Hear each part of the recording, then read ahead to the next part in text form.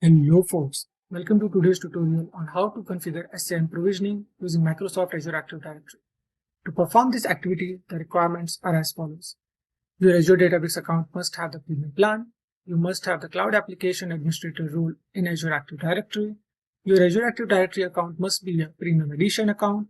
To provision groups, provisioning users is available for any Azure Active Directory edition. This will be similar in my case. You must be an Azure Database account admin. Just to make a key note, the user who is performing this activity cannot be the part of the provisioning. So make sure you use a different user if you want to be the part of it. I will attach Microsoft documentation for more details. So let's dive in. Go to Azure Database Account Console. You can do so by going to accounts.azuredatabase.net. Click on Sign in with Azure AD. Once you are logged in, click on Settings. Under User Provisioning, click on Setup User Provisioning. Copy and paste the SCIM token and SCIM URL in a safe place. We will use these values in the later part of the video when we will configure enterprise application. Once you are copy paste the values, click on Done. Navigate to Azure portal. Click on Azure Active Directory. Go to Enterprise Applications. Create a new application. Search for SCIM. Click on Azure Databricks SCIM Provisioning Connector.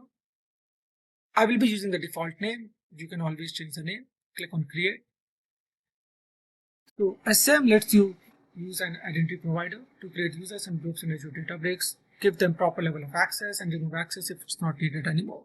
It really helps you to manage your users and the groups sent in a centralized location and give them proper access to a different workspaces.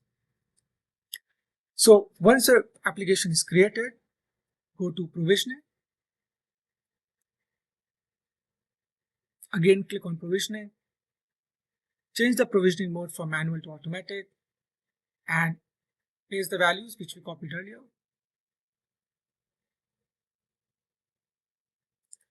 Then click on Test Connection. So this test connection will fail if you don't have a valid permissions. But in our case, it's passed. Then I will click on Save. So now we will add a user to this enterprise application.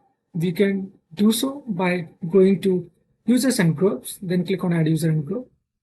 At this time, I'm only able to sync up a user because I have a free edition. You can do if you have a synchronized group if you have a premium version. I will select a test user, click Select, and then click Assign.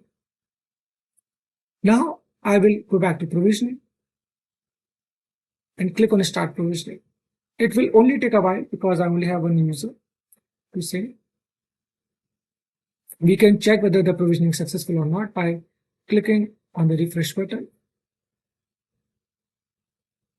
So our one user has been successfully synced to Azure account. We will go and check that out.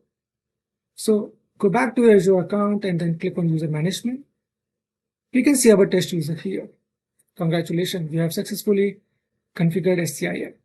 Thank you for joining me in this tutorial. If you found this video helpful, remember to show your support by liking and subscribing for more Azure Databricks and Microsoft Azure related content. If you have any questions or suggestions, feel free to leave them in the comment section. Looking forward to connecting you in the next video. Till then, bye-bye.